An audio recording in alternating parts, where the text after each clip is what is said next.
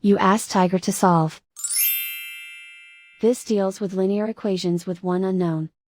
The final result is x equals 37/4. Let's solve it step by step. Group all constants on the right side of the equation. Add 3/4 to both sides. Combine the fractions. Combine the numerators. Reduce the zero numerator. Simplify the arithmetic.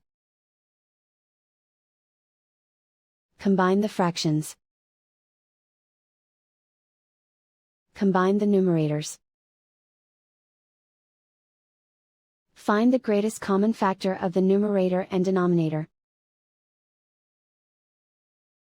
Factor out and cancel the greatest common factor.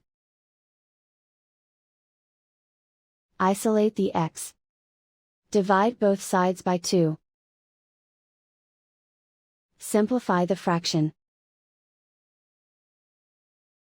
Simplify the arithmetic.